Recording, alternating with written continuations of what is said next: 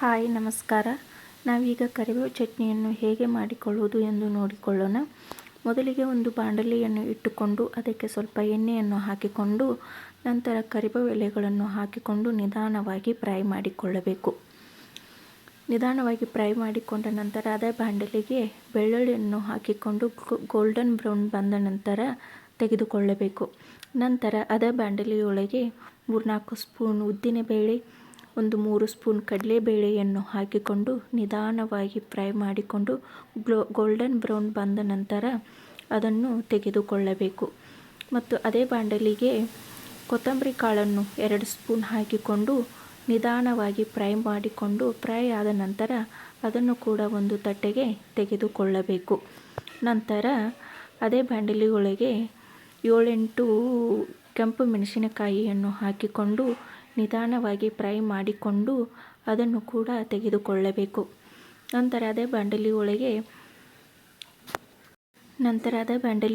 2 spoon ಜೀರಿಗೆಯನ್ನು ಹಾಕಿಕೊಂಡು ನಿಧಾನವಾಗಿ ಫ್ರೈ ಮಾಡಿಕೊಂಡು ಹುರಿದ ನಂತರ ಅದನ್ನು ಕೂಡ ಒಂದು ಪ್ಲೇಟಿಗೆ ತೆಗೆದುಕೊಳ್ಳಬೇಕು. ನಂತರ ಅದೇ ಬಾಣಲೆಯೊಳಗೆ ಹುರಿದಿಟ್ಟಂತಹ ಎಲ್ಲ ಮಸಾಲೆಗಳನ್ನು ಹಾಕಿಕೊಂಡು ಚೆನ್ನಾಗಿ ನಿಧಾನವಾಗಿ ಫ್ರೈ ಮಾಡಬೇಕು.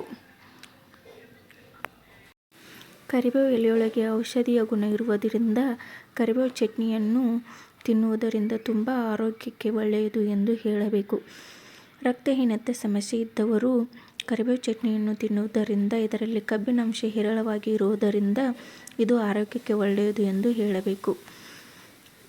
ರುಚಿಗೆ ಎಷ್ಟು ಬೇಕೋ ಅಷ್ಟು ಉಪ್ಪನ್ನು ಹಾಕಿಕೊಂಡು ನಂತರ ರುಚಿಗೆ ತಕ್ಕಷ್ಟು ಬೆಲ್ಲವನ್ನು ಹಾಕಿಕೊಂಡು ಎಲ್ಲವನ್ನು ಚೆನ್ನಾಗಿ ಮಿಕ್ಸ್ ಮಾಡಿಕೊಳ್ಳಬೇಕು.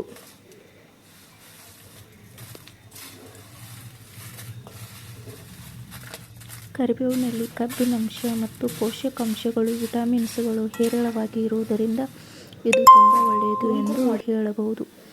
ನಂತರ ಅದನ್ನು ಒಂದು ಮಿಕ್ಸಿ ಜಾರಿಗೆ ತೆಗೆದುಕೊಂಡು ಸಣ್ಣಗೆ ರುಬ್ಬಿಕೊಂಡು ಪುಡಿ ಮಾಡಿಕೊಳ್ಳಬೇಕು. ಇದನ್ನು ಮೊಸರಿನೊಂದಿಗೆ ಅಥವಾ ಬಿಸಿ ಅನ್ನ, ತುಪ್ಪದೊಂದಿಗೆ ಹಾಕಿಕೊಂಡು ತಿನ್ನುವುದರಿಂದ ತುಂಬ ರುಚಿಕರವಾಗಿರುತ್ತದೆ.